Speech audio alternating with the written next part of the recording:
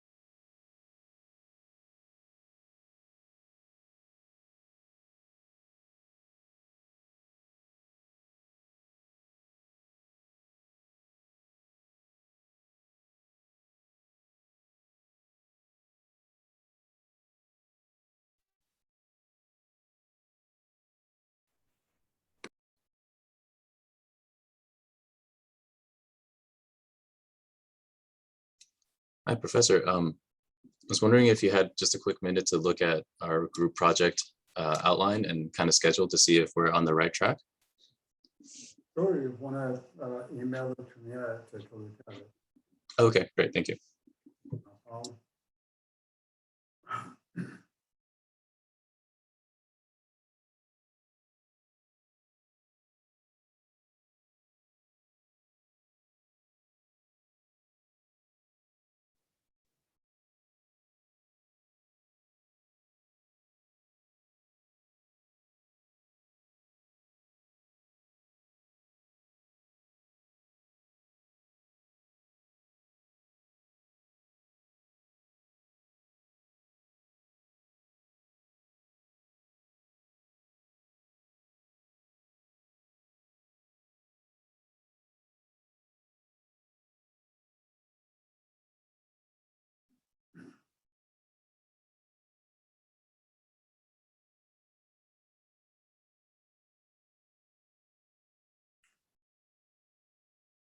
Okay, good morning, everyone. It's 9:30. We're still missing about 15 people.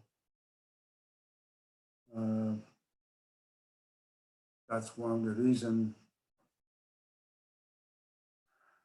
we have a test like test one, because everybody's late and they miss portion of the lecture and then they complain that why they didn't understand one part or the other part. In any event, last week, if you remember, we talked about open feed water heater and I did an example. At the end of the class, somebody asked a question about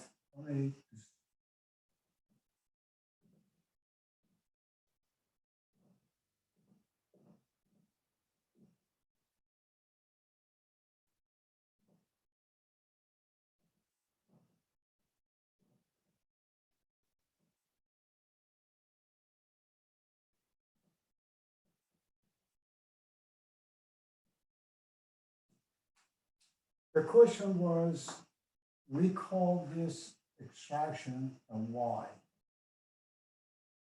And the question was why this value of Y is not involved in a work of a turbine.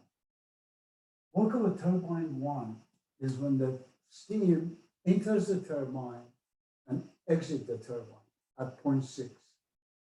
So therefore, that would be H5 minus H6. There is no Y involved. Y is happening after 0.6. This is the amount of the steam that I'm taking to the open feed water heater. Has nothing to do with between 5 and 6. Now, the remaining balance from 0.6 goes back to the turbine. As you remember, I showed you that the turbine looks like a high pressure section, mid pressure section, and the low pressure section. If you're using two segments of it, so that means we go from high pressure to low pressure segment of the turbine. So from 0.6, the remaining balance would be 0.7 that will get out. So 0.6 will return to the turbine. And at that time, that balance would generate the power for the second turbine. And that would be between 0.6 and 0.7.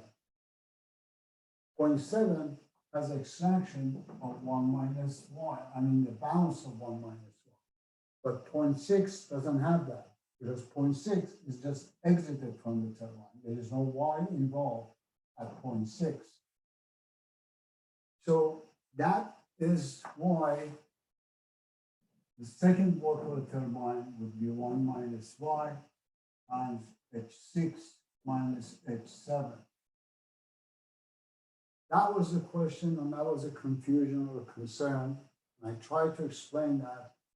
And since only one person asked this question, I figured out maybe some of you are still concerned about this. So I'm just going over it one more time to make sure you understand that the work of the turbine or any work, for work of a pump, work of a turbine, what happens in a, boiler or a condenser, it all depends on the entrance point and the exit point. So delta H between the entrance and exit. Delta H between the entrance and exit. That's what it is. So don't get confused that why we didn't multiply this by y. Because y has nothing to do with the first work of a turbine. So I hope that is clear in everybody's mind. Any question on this? Okay. Now, what I'm going to do, I'm going to show you why the closed feed water feeder is really not that efficient. To do that, I'm going to do an example for you guys. So the equipment arrangement would be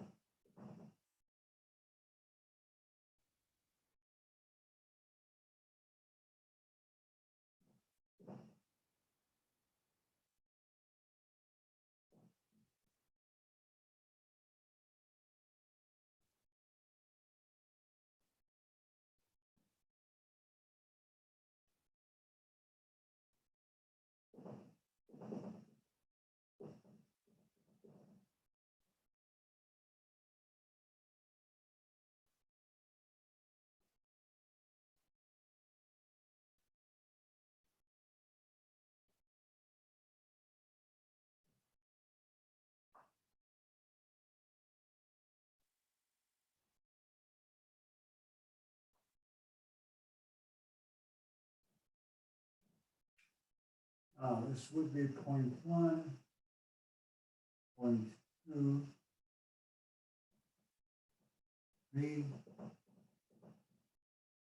4, 5, 6, and 7. Keep in mind that this is a heat exchanger.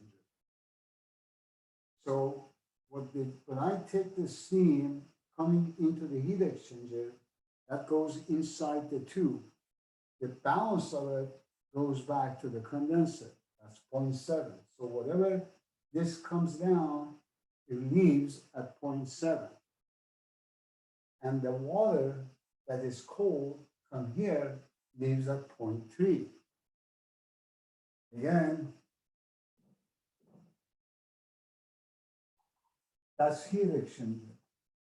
When this steam goes inside the tube, inside all those coils, and then leaves in that direction.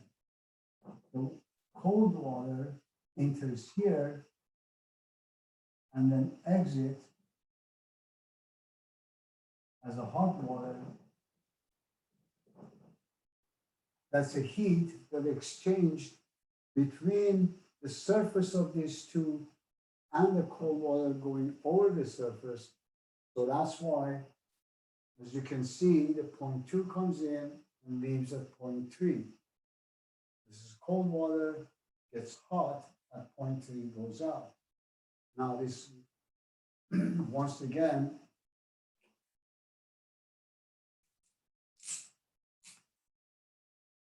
would be y, this would be 1 minus y. That is the extraction that I'm taking to the closed feed water heater. If this is y coming in, what goes out? Y. Goes that direction because nothing's changed. In a closed feed water heater, the water, the source, and the steam inside the tube, they don't get mixed with each other. Just opposite of the open feed water heater when we were mixing the mass flow rate. In this case, y comes in, goes back here, So this is 1 minus y, add y to it. Here is 1 unit, and 1 unit goes out. And again, 1 unit up here. So in this case, this would be 1 unit, 1 unit, 1 unit, and splits here. So that's the difference as far as the equipment diagram concerned. Now, looking at the TS diagram,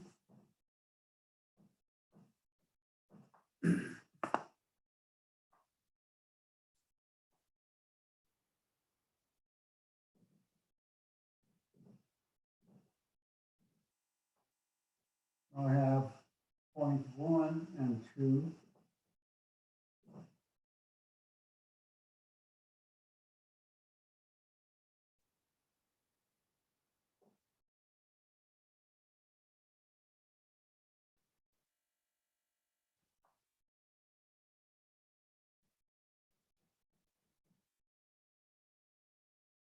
Okay.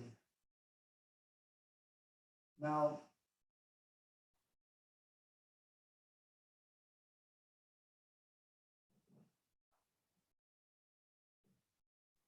if you look at point 3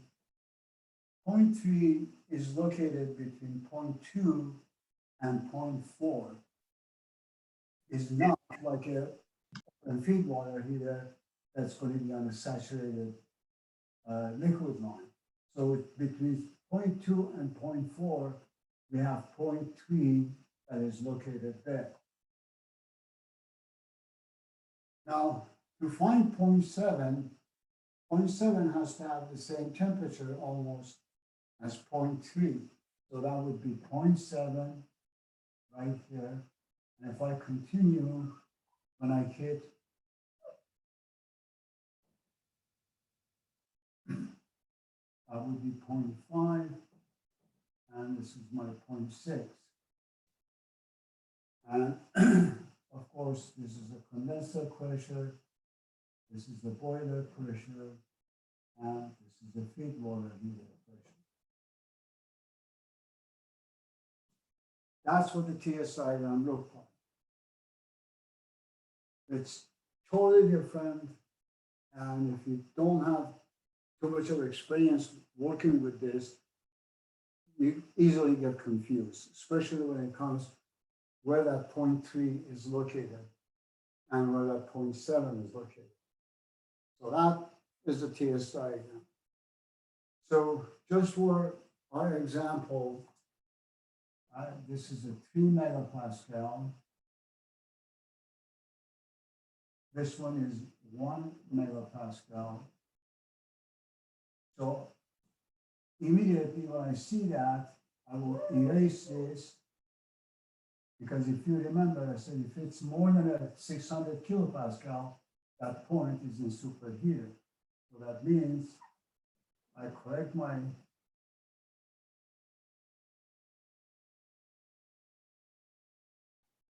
point 5, but it be here in the superheated region.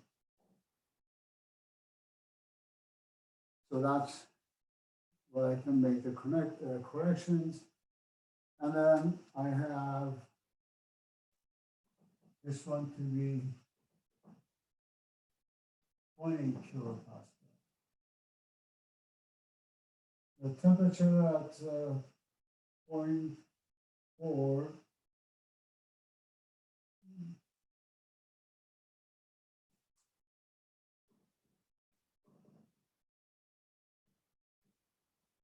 350 degrees Celsius.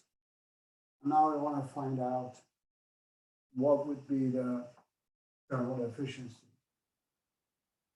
Now, is it okay if I erase the diagram, or are you still working on it? Let me know when you're done.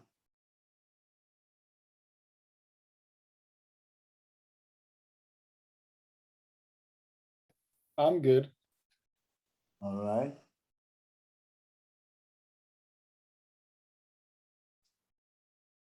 Okay.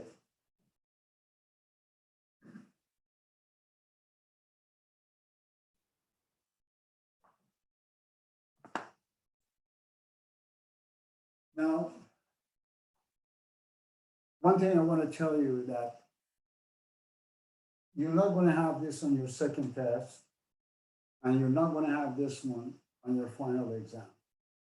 So you don't have to worry about it, but I still want you to learn. I want you to see what's going on. So now, at a state one, I have T1 equal to 20 kilopascal, and X1 being equal to 0. So I find H1 and V1.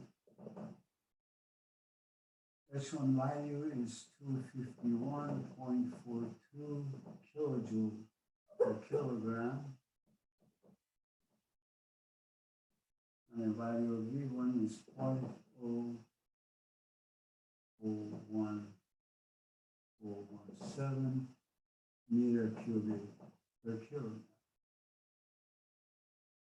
For state 2, I have work of the pump. As you notice, there was only one pump. So that would be H2 minus H1, which is same as V1 times P2 minus P1.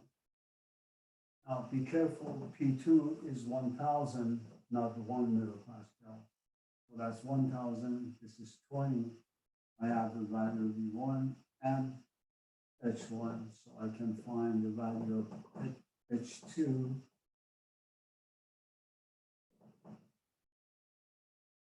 be 303. Oh, I'm sorry, not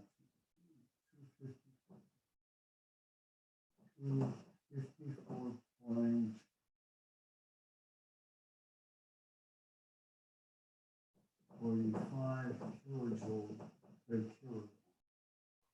The difference between the two is 303. That's a work of a pump. Now, that's state 2. At state 3, I leave that for now. I go back to state 4 first. At state 4, I have P4 equal to 3 megapascal, and T4 is 350 degrees Celsius. Going to superheater table, I will find H4 and S4. Keep in mind that S4 is equal to S5 is equal to S6. All the same isentropic line.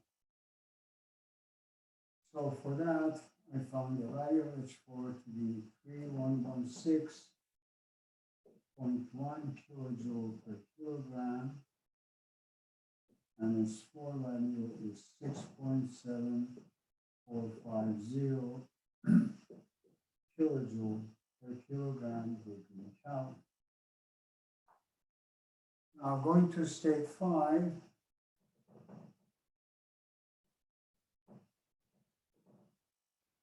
I have P5 equal to 1 megapascal, and S5 is equal to S4, and I'm still in the superheated region.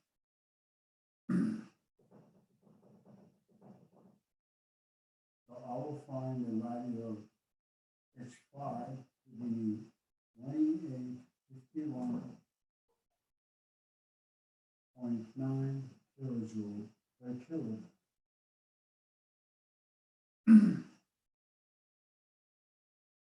Now, going to state 6, it's a mixture. P6 is 20 kilopascal, and S6 is equal to S5. For that, I have to find S of F, S of F of G, H of F, H of F of G. Now the S of F value would be 0.8320, and this one would be 7.0752. H of F is the same as H1, which is 251.42, and H of F of G is 2357.5. Now that I have those values, so my Professor, can you step aside so we can copy them, please? Thank you.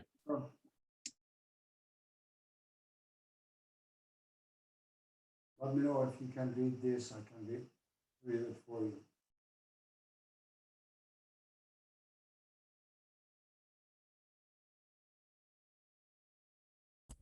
Can you tell us what S of F and S of FG say, please? Sure. S of F is 0.8320.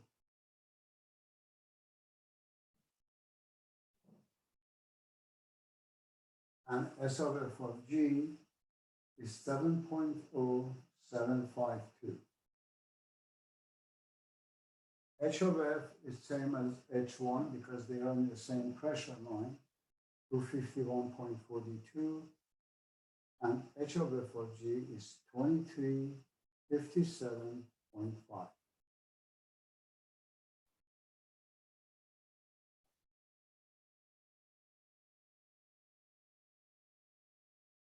Thank you.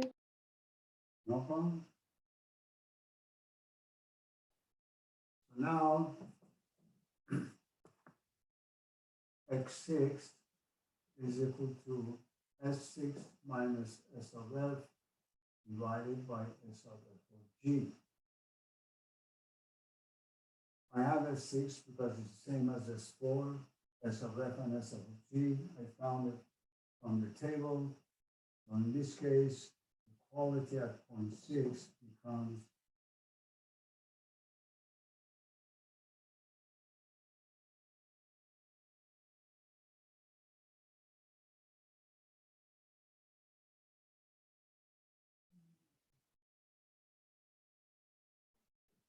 .8357. Therefore, H6, which is H of F plus X6 times H of F of G, the value of H6 becomes 1.7 kilojoule per kilogram. That's my sixth value. Now I need to go and find the values of 0.7 and 0.8, I mean 0.3. Now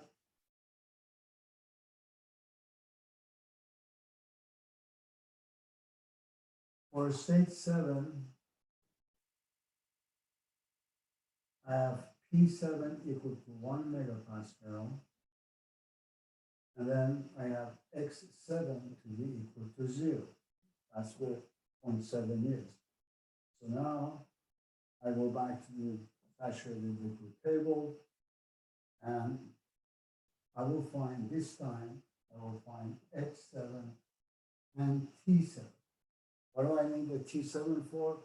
So I can determine the temperature at 0.3. Because I have a pressure, I need second point of reference.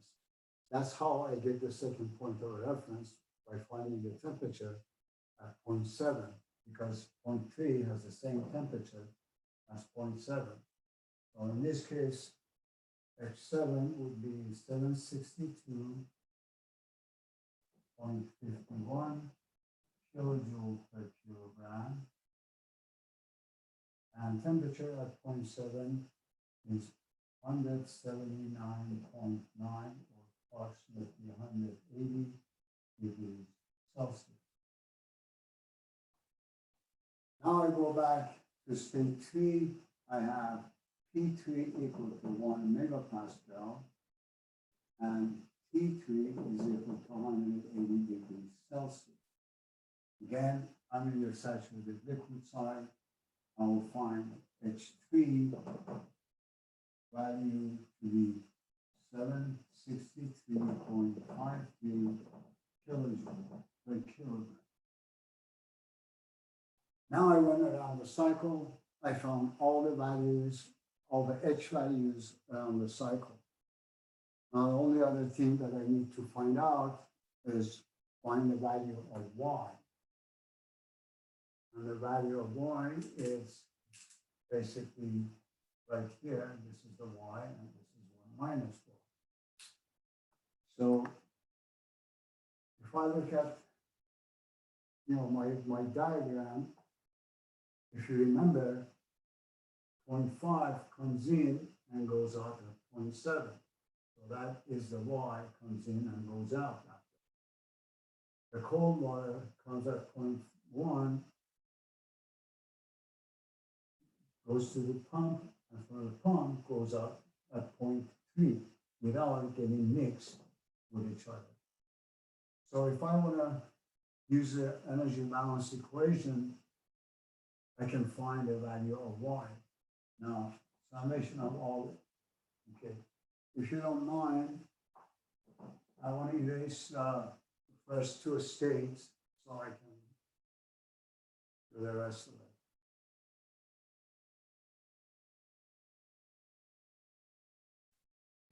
Yeah, that's fine. Okay.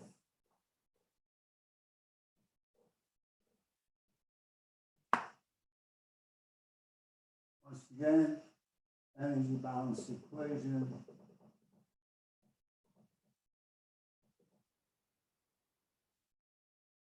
So I have M5, H5 coming into that box. If you remember, this was our box.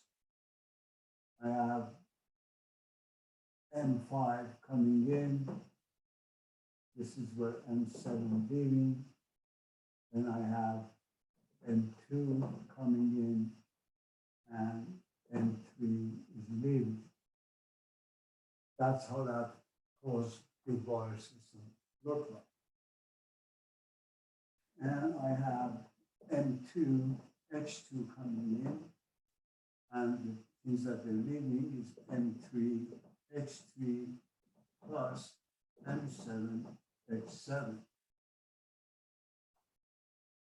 Now, I called the value of M5, the amount of extraction, to be Y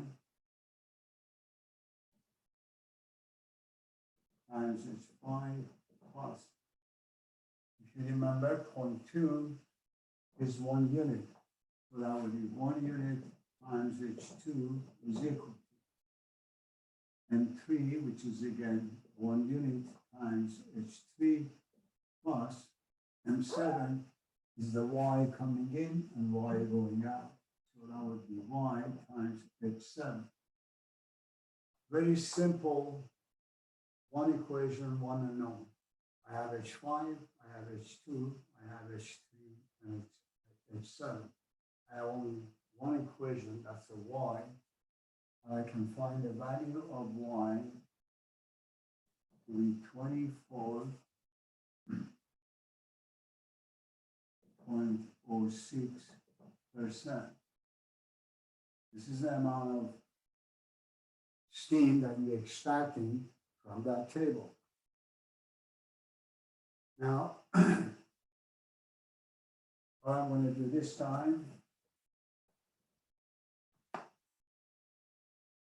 I know what the work of a pump is. H2 minus H3, there is minus H1, and that becomes 303 kilojoule per kilogram. Now, work of a turbine total, the work of a first turbine, H4 minus H5,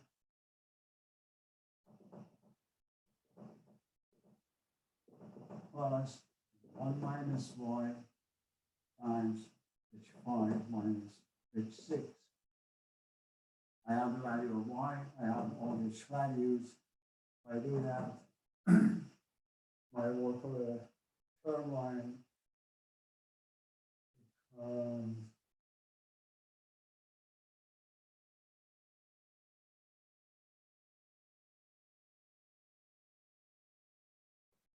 668.5 kilojoule per kilogram. That's all work. Now, find the Q in.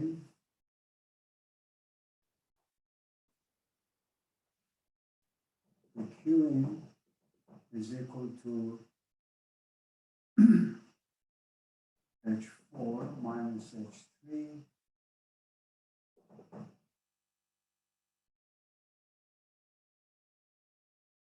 That value gives me 23.3, oops, sorry, 53.3 kilojoule per kilogram. Now, finally, my thermal efficiency would be the net work, the difference between the two. That would be 668.5 minus 3.03 divided by Q in, which is 2353.3. And this will give me the thermal efficiency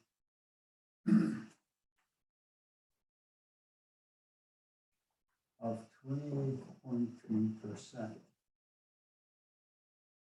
So if you remember, when we originally did the simple ranking cycle, we had a 26% efficiency.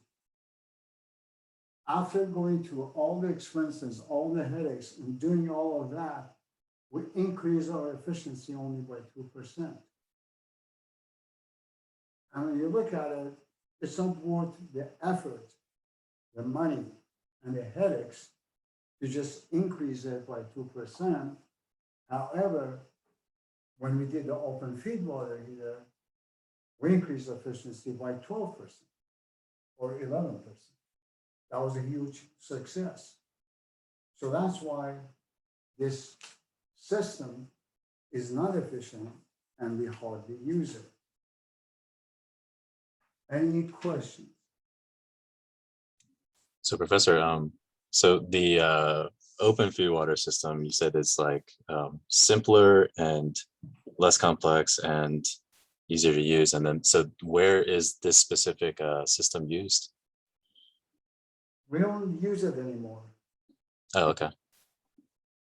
People come up with an idea, and in the industry, the power plant people, they give it a try to see if it works.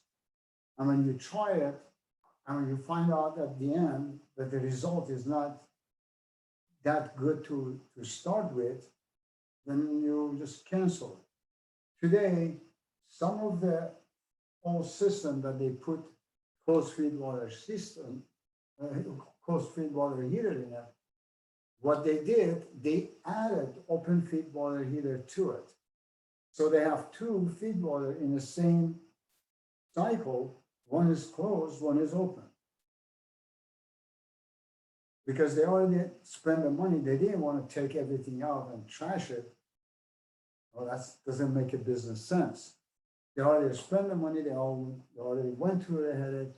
They said, well, we might as well just add open feed water heater to it. So a combination of the two, it works better. Yes, it does. But by itself doesn't make any sense. So that's the reason they don't do it anymore, because who wants to go through all that headaches and expenses and repair and maintenance and all of that and get not much out of it at the end? That's not worth the effort.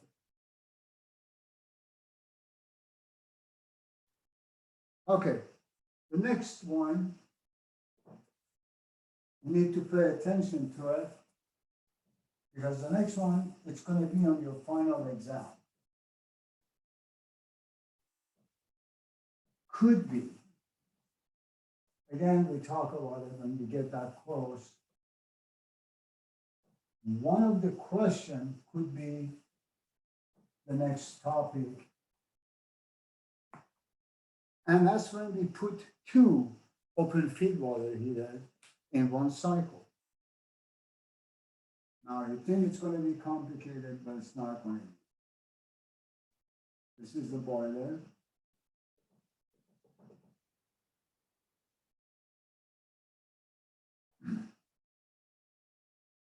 Here, I'm going to make a very large turbine.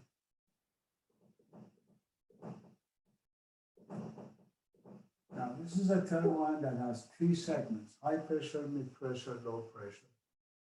So I take a first extraction, and I have feed water heater.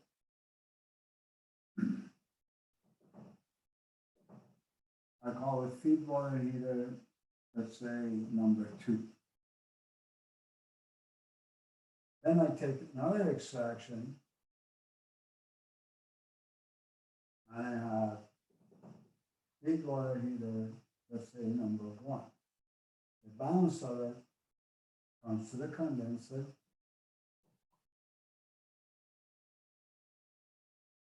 And then goes to the source and the pump. This is my point 1. That's pump 1. Comes here. When I come out, I have another pump, pump 2. I go to the second feed water heater. Then I come out. I have pump 3, and then go to the boiler. So that would be the equipment diagram. Now, let's number them and see where we are. This is point 2. This is point 3. That's point 4. That's point 5. 6. 7, 8, 9, and 10. So I take 2 extractions. The first extraction goes to this feed water heater. The second extraction comes to the first feed water heater, goes through this pump. There's the water from the source already heat up at this place. Now I'm heating it more at the second feed water heater, then pump it to the turbine, to the boiler, so to create that cycle. So this way, I enter much more higher temperature water to the boiler. That means I decrease my Q in drastically, and since I have 3 turbines, I get 3 work out of it, and these pumps are so small that all 3 of them added together is not even come to 20 kilojoule per kilogram.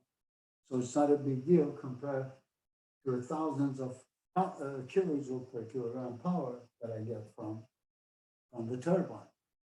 So I got it made. I increase my net work, decrease my Q in, my thermal efficiency should go higher. Now, let's call the first extraction. Professor, Yes.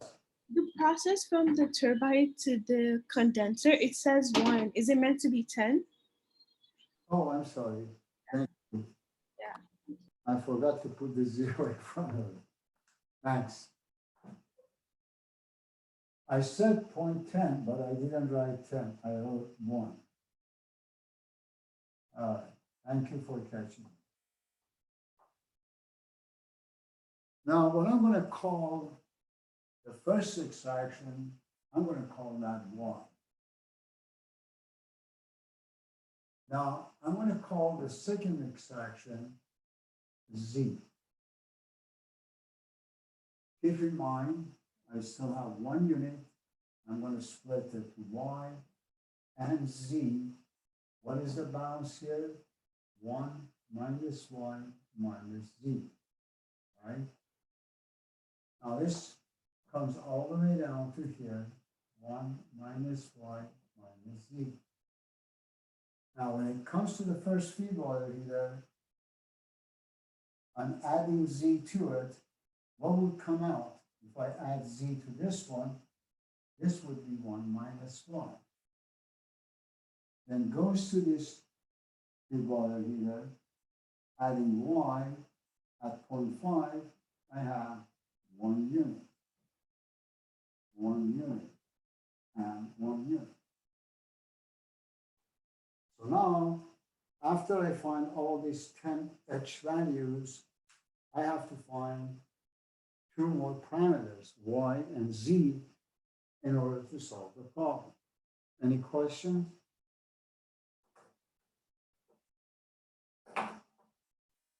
Now, let's see how the TS diagram would look.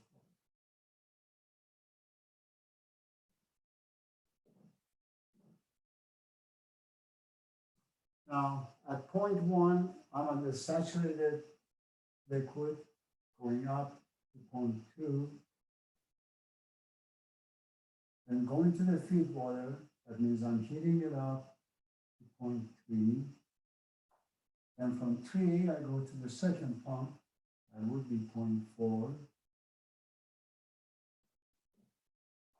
At point 4, I heat it up, get to point 5. So that is 0.5.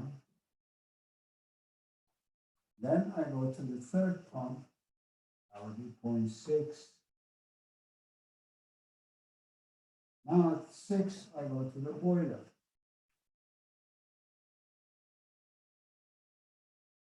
0.7.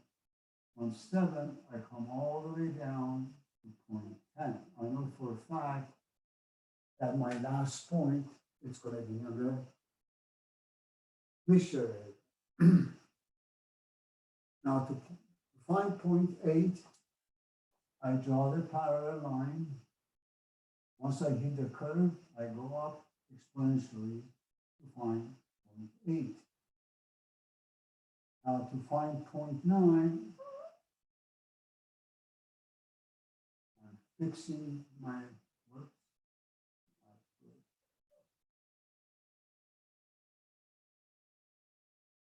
This would be my 0.9 and 10, and I'll tell you why that 0.9 was there. So that would be the TS diagram. It's pretty simple. All we have one more, line here, one more feed water here. Everything else has remained the same. Now, the example that I want to solve for you, this is 5 kilopascal. This one is 200 kilopascal. That's why 0.9 is in the mixture. This one is 600 kilopascal. That's why it's superheated. And this one is 10 megapascal. I decreased the condenser pressure. I increased the boiler pressure, and the temperature at 0.7 is 600 degrees Celsius. I increased the temperature up there. So I should get a very good thermal efficiency. So, any question on that before we go further? Please pay attention to this because this could be on your final exam. Something similar to that. Identical to this, of course, with the different numbers.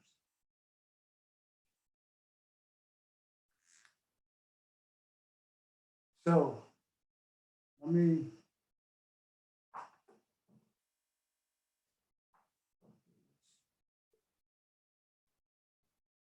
if I can write that. 1 minus. That's the first time I ever remember.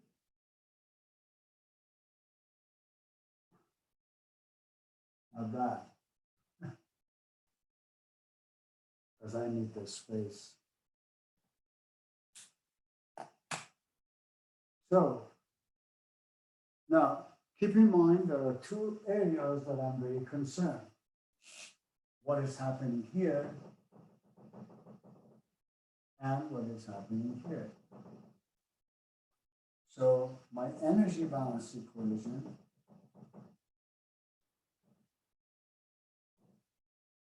I can write it here so I don't have to worry about it later. I have M8 going in, M8H8 plus M4 going into that, that would be M4H4, leaving at M5, M5H4. My first feed water heater, I have M9 going in, plus M2 going into the box, and leaving at M3H3. These are the ones that I need to worry about. Now,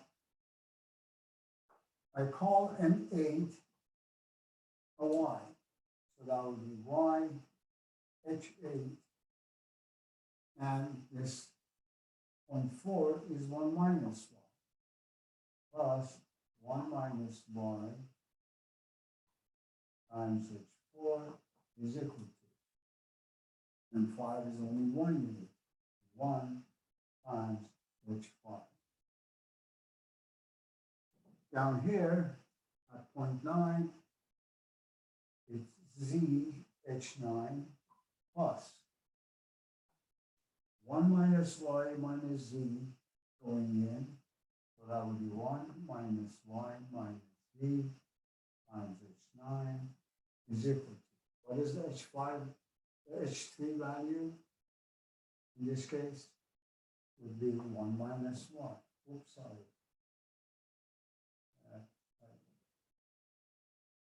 That is H2, that would be 1 times H3. So it's obvious that I need to first find the value of Y, then put it in the second equation in order to find the value of Z. So those are the areas that I was concerned that I need to find the Y and Z parameters after I find all these H values. Any questions?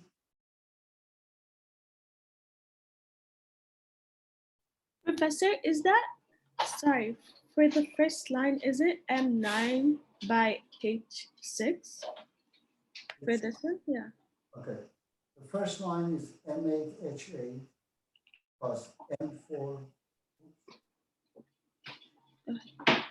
M4H4, Okay.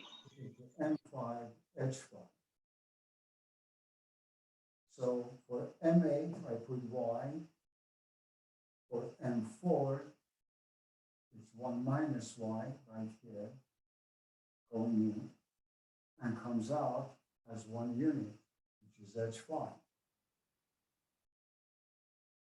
Second one is M9H9 going in, M2H2 going in, and leaving as M3H2.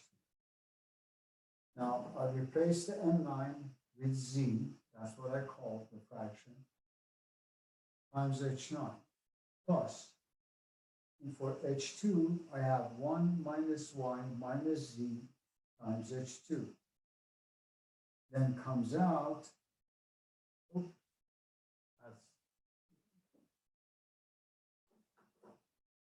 that is 1 minus Y times H3, because that's what it comes out as 1 minus Y.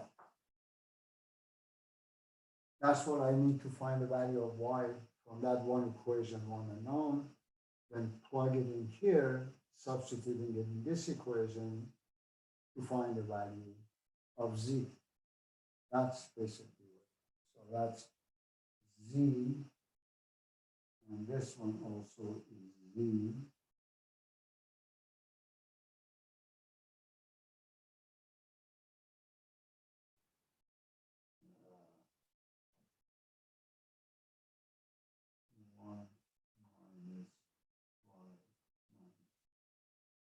Is that clear now? Yes. Thank you. Okay, any other questions?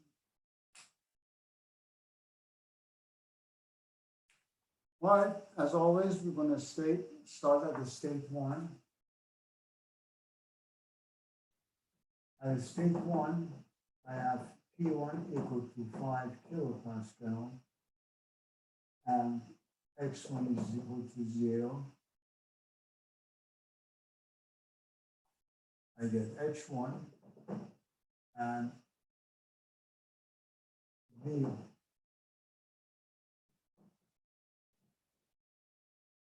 The value of H1 is 137.75 kilojoule per kilogram. And the value of V1 is 0.001005 meter cubic per kilogram.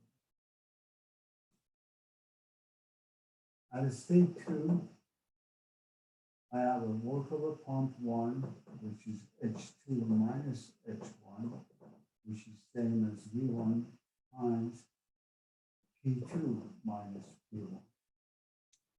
Hi, Professor. That's a little too small for us to see, I think, on our screens. Thank you.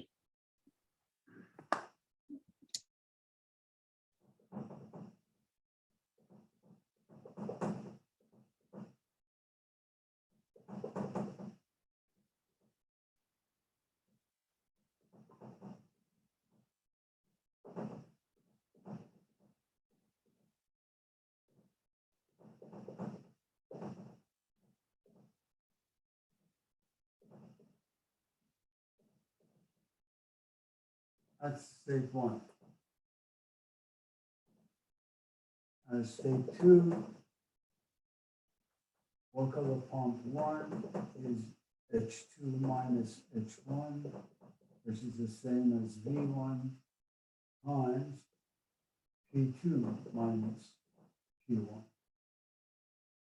If I plug in everything in, I will get the value of H2 to be 137.95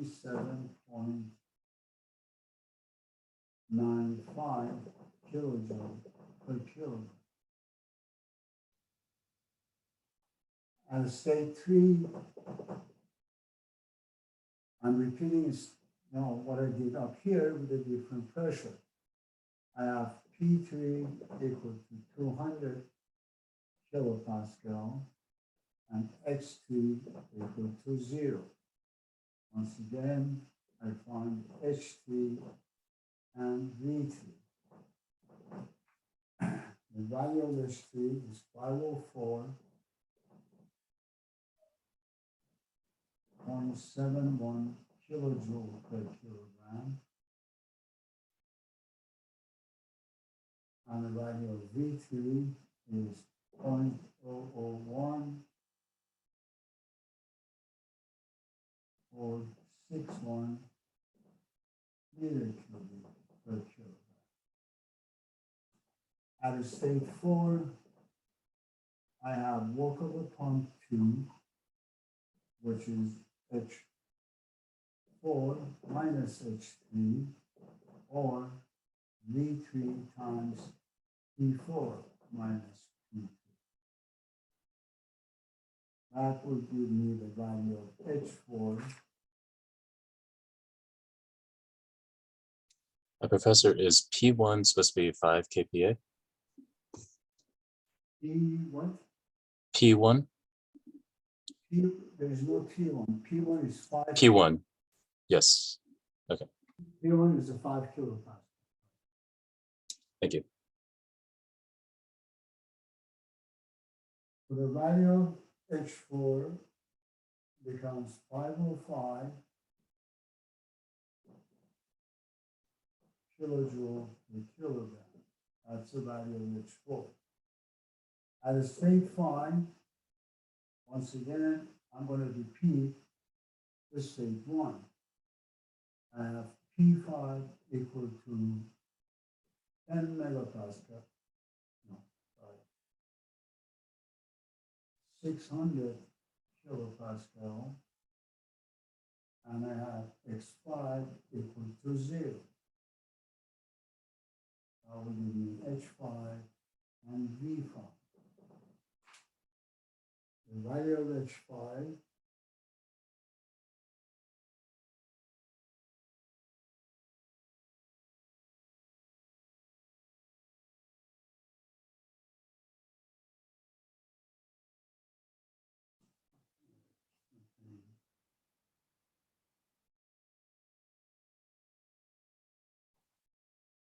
607.38 kilojoule per kilogram, and the V5 is 0.001101 meter cubic per kilogram. At state 6, I'm repeating the state 2, work of a pump 3 is equal to H6 minus H5, which is equal to V5 times P6 minus P5. That's where you need to pay attention. P6 in 10 megapascals, so you have to enter 10,000 because the P5 is only 600 kilopascals. From there, I can find the value of H6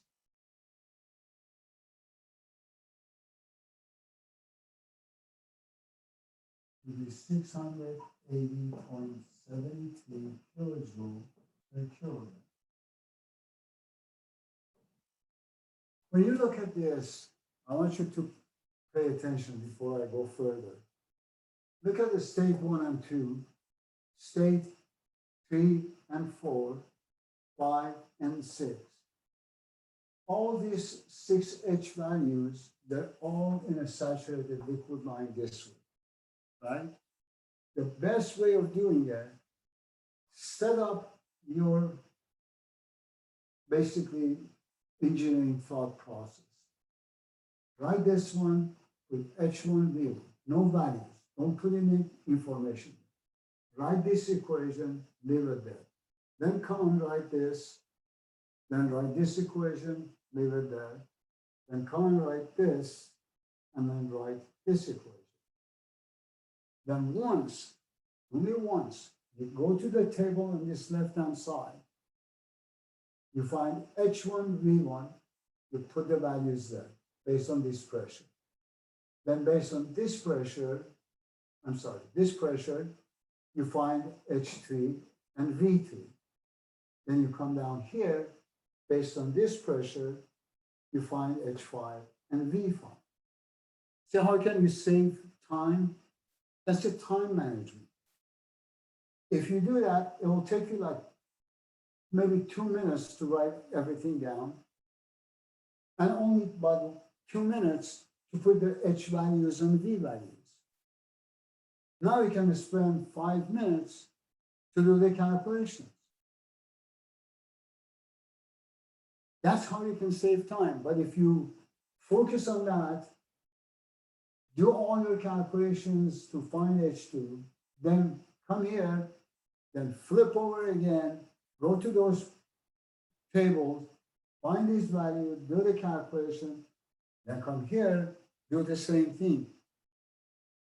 That will take a long, much longer time. So time management is the essence of when you're taking a test. If you manage, the better you manage your time, the better the results is going to be. So that's what you need to stay focused. Now we're going to state 7, 8, 9, and 10. We know 9 and 10 are a mixture. There's nothing we can do about that. But look at 7 and 8. It's superheated table. Once again, when you go there, find the value of H7 and H8 and also S7, because in this case, S7 equal to S8 equal to S9 equal to S10. So if you find S7 and H7, at the same time, while you're looking at the superheated table, find the value of H. H8. Kill two birds with one stone. Take advantage of that. So you don't have to go back and forth to the table. Then you come and get these values. So it's got 10 H values you need to find. But if you manage your time, you can solve a tedious problem like this, which is not difficult, it's just a time consuming. You can cut a lot of time, but not wasting anything there. So that's what you need to do. Now let me do this state 7 and 8 here. At state 7, I have P7 equal to 10 megapascal and P7 equal to 600 degrees Celsius. So I go to superheater table. Now I find H7. I find H7 and S7. Keep in mind, S7, 8, 9, 10, they're all in the same isentropic line. So the value of H7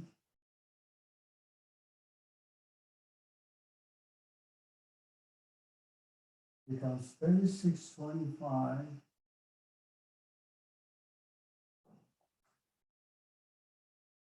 0.8 kilojoule per kilogram. And the value of S7 is 6.9045 kilojoule per kilogram degree Kelvin. At a state 8,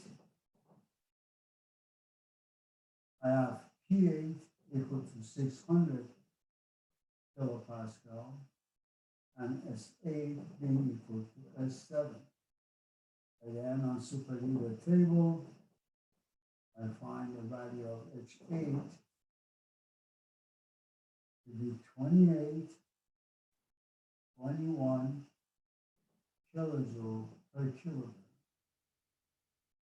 So that's 8 of the 10 H values I already found. Now, since I did all that information here, I no longer need the coordinate diagram. So I can erase that.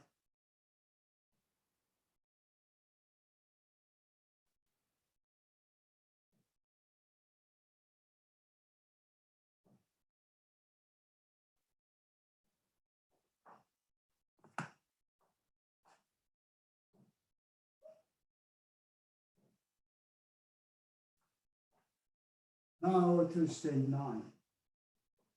At state 9, I have P9 equal to 200 kilopascal, and I have S9 equal to S7. Based on that, I find the value of S of F, S of F of G, H of F, H of F of G. Now, my H of F here, it's same as H3, so that makes my life simpler. H3 is 504.71. So all I need find these three values. In this case, S of F is 1.53 or 2.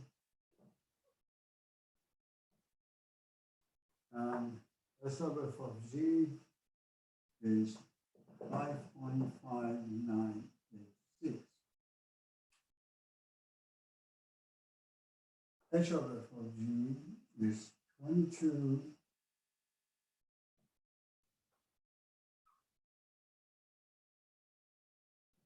.6. From this side, I write X9 is equal to S9 minus S of F divided by S of F of G. I plug the number in, it will give you the value of X9 to be 0.9602. Based on that, I plug in the number of H9 is H of F plus X9 times H of F of G. This will give me the value of H9.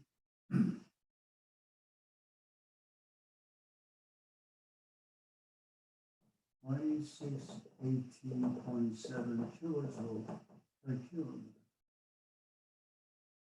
That's my H9 value. Now, for state 10, my final state, I have P10 equal to 5 kilopascal and S10 being equal to S7. Again, I find S of F, S of F of G, H of F, and H of F of G. H of F is the same as my state 1, and that is 137.75. So now my S of F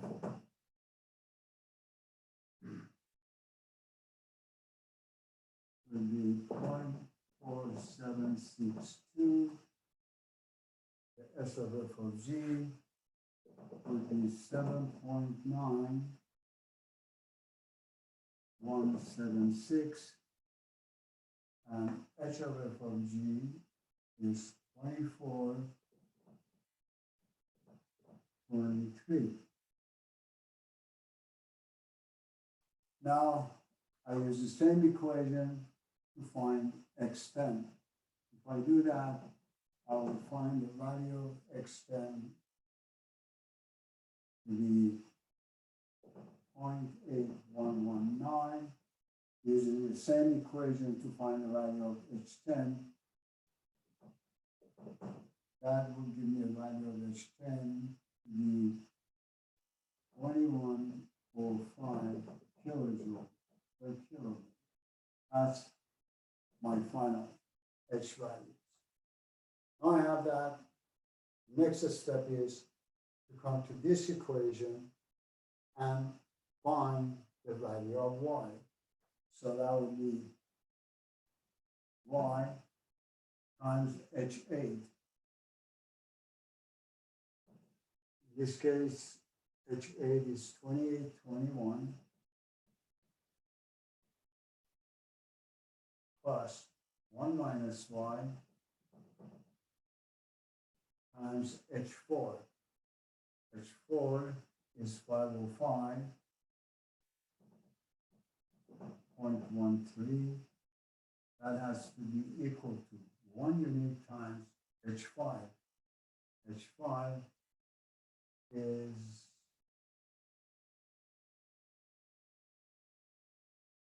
670.38. One equation, one unknown. I find the value of Y to be 0.07133 or 7.1%. That's my first extraction. Now I plug everything here because now I have a value of Y. I have H2, I have H3, I have H9. Once I do that, I find the value of Z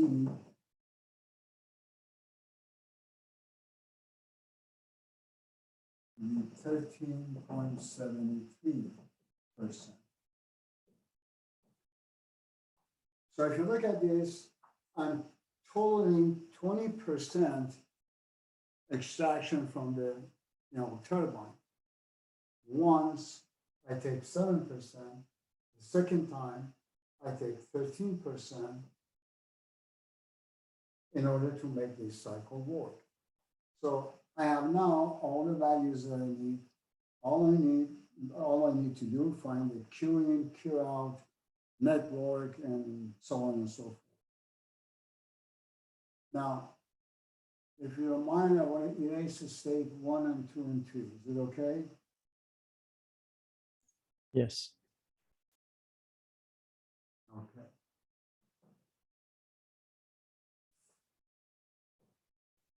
I can't wait to get back to school so I don't have to worry about any of this. And you guys don't have to worry about it either. Now, in this case, my Q in would be H7 minus H6.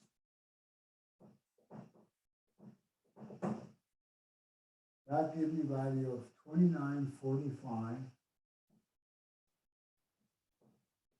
kilojoule per kilogram. Now my Q out, I have a fraction of 1 minus y minus z in front of it, from 10 going to 1.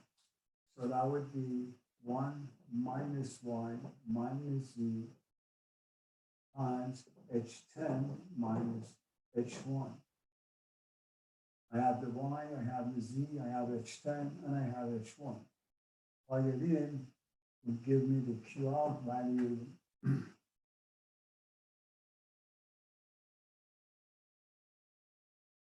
1556.8 kilojoule per kilogram. To find my thermal efficiency, 1 minus Q out over Q in. This gives me 47.1 thermal efficiency. Look the accomplishment we made. We went up from 26% using 1 feed water heater, we went up to 37. Using 2 feed water heater, we went all the way up to 47%. That's a huge accomplishment. So that's something that you really need to pay attention, because it's going to be on your final exam, possibly. It's either this one or cogeneration that we haven't covered yet. That's our next topic. Any questions? Any part that you didn't understand, or you're confused, or you have a question that you want me to answer?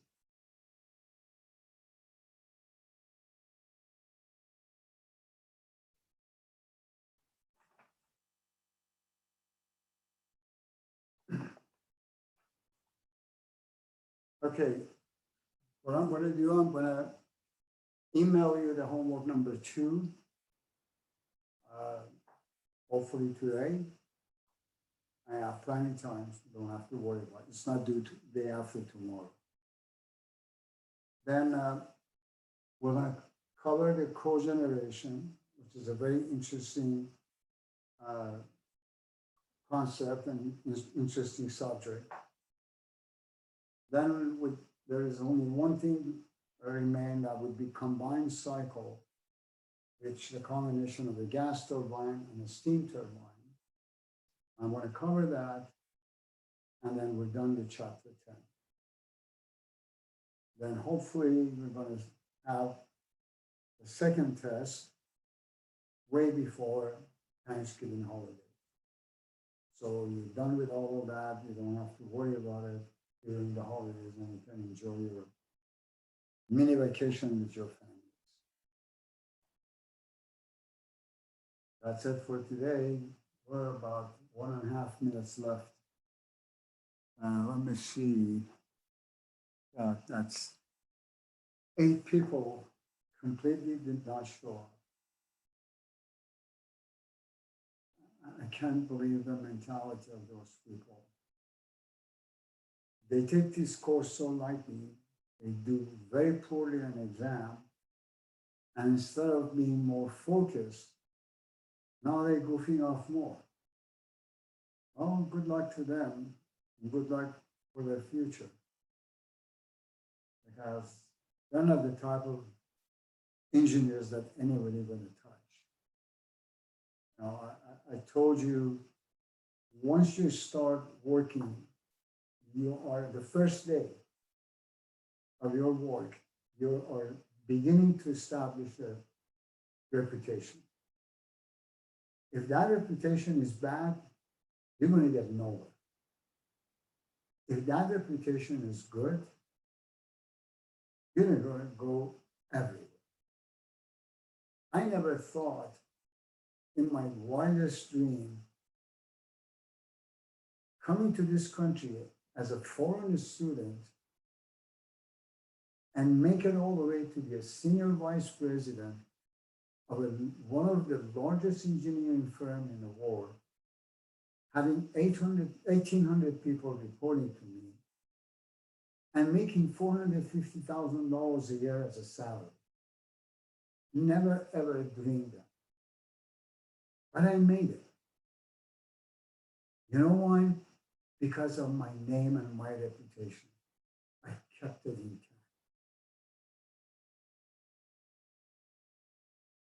You guys don't pay attention to that and say, who cares? You're not going to make it. And if you do make it, you're going to stay in a stagnation point in one position for the rest of your career. Because nobody going to promote you to the next level because they cannot trust you. So don't be like that. If I made it, old days, God, you guys can do it much better than me and pass me 10 times over. So think about it.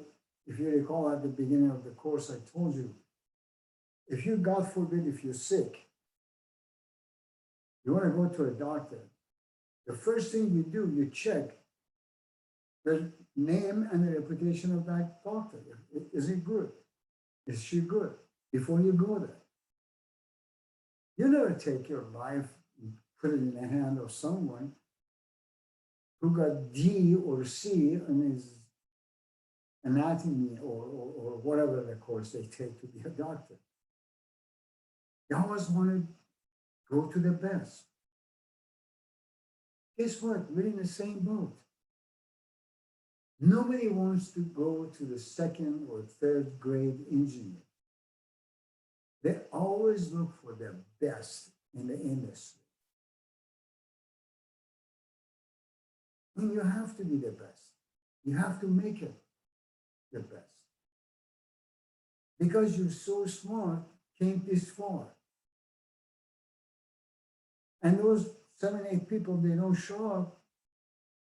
They're just shooting themselves in the foot for no reason. Rather than capitalizing on it and move forward, they start moving backward.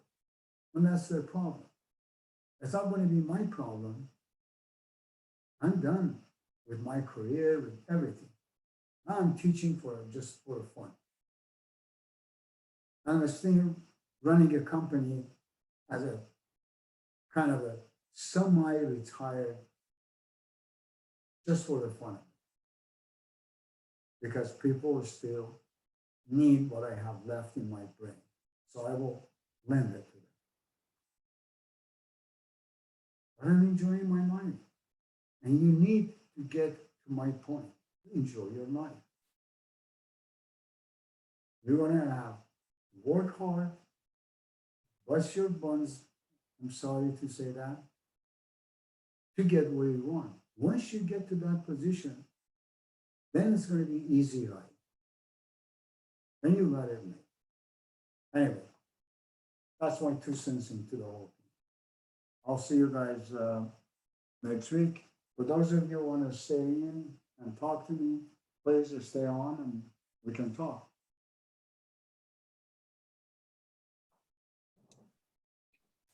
Professor, I was able to visit the USS Midway over the weekend and got to talk with one of the power plant engineers there. It was pretty interesting, the steam power plant they were talking about. But they did say that, like, the efficiency of that plant was under 20%. Must have been an older engine.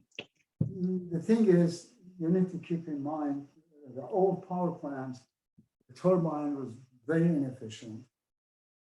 Again, most of the examples that we do here, we don't consider the inefficiencies of the turbine. Once you add the inefficiency of the turbine, inefficiency of the boiler, inefficiency of the condenser, all of those things, and all the frictions in the pipe, the loss of pressure in the piping system, the controls. There are so many other equipment involved. Once you get all of that involved, then of course it will drop down to 20%. So if I can do it with everything 100% efficient and get 47%, if I include those efficiencies or quote unquote inefficiencies, guess what? I'm still going to be way above 25, 26%. And like the example that we did here. So It was that's just cool to see the power plant in the carrier, and you get to tour the actual systems. Pretty interesting. I used to, before the COVID, I used to take my students to see the actual power plant right next to the Long Beach, Cal State Long Beach, or going to San Pedro, which they have a combined cycle, and just blew their minds when they were walking there and looking at the equipment, the size of the boiler that I draw a little box here. That is 65 feet in diameter, 130 feet, in elevation. That's the size of a boiler we're talking about. When you see that, when you see the, turbine deck, that is like 80 feet long, that's the turbine. There's another little thing that I draw on the board.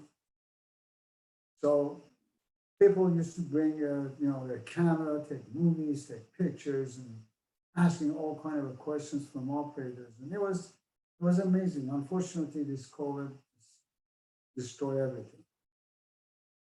So hopefully, once we get back to the normal life, I will make arrangement.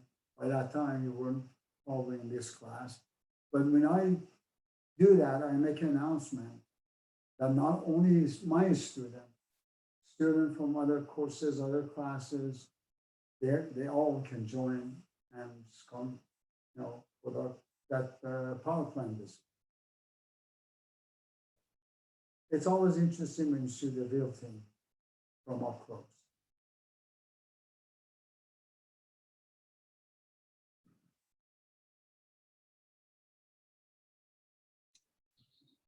Thank you, Professor. Yeah, go ahead. Oh, I thought you asked a question. I had, speaking of the Navy, about almost 9 years ago, I had a student in my class. He was an ex-Navy guy who worked in an aircraft carrier. And, he paid his dues, he came in and he, went to school, finishes, I hired him as an intern and ultimately became full-time. And he got his master's degree, he's got his MBA, he's got his license. And now he's one of the vice president of my company. And I'm planning to put him in charge of the company as a president when I retire. And that's a guy who worked for me for 9 years. Of course, he had a lot of experience in the Navy, but this guy is just phenomenal. It's fantastic. He was so good. He was so focused. He really wanted to build his life. He couldn't do it because of his parents' financial situation. And, but he made it happen. You know, he's got a story when you listen. This guy, he had parents who fled from China and made a mistake. He went to Vietnam. Then they caught in the Vietnam War. Then they had to flee that country and come here to the United States. Of course, he was born here, but his parents not, and his older sister and brother, you know, were not born here. One was born in China, one was born in Vietnam. And he came here. They really didn't have that much money, but he wanted to make something out of himself. So after he graduated from high school, he went join the Navy just for one purpose, to be there for 4 or 5 years, whatever the time is, I don't know. And then get that, you know, college money from the Navy so he can attend the college and get a degree. And he really worked hard to do that. He was carrying 21 units every semester and getting A in every course. He took 2 courses with me. I was so impressed with this guy. I said, I need to hire him. Even I didn't have a position, I hired him as an intern. And when he came in, I said, okay, what do you want me to do? I said, nothing, just go around, talk to everyone, and try to learn what we do. And he said, well, you're going to pay me for that? I said, of course I'm going to pay you. He said, well, you're not supposed to pay me. I'm an intern. I don't do anything here. I said, no, I want to pay you because I know who you're going to be. And that's exactly, I was 100% correct. And now this guy pretty soon going to kick me out and take over my company and run it, and that makes me very happy. In 9 years, can you believe that? So it's all up to you. Whatever you put into it, you're going to get out. Yes, sir. Thank you very much. No problem. No problem.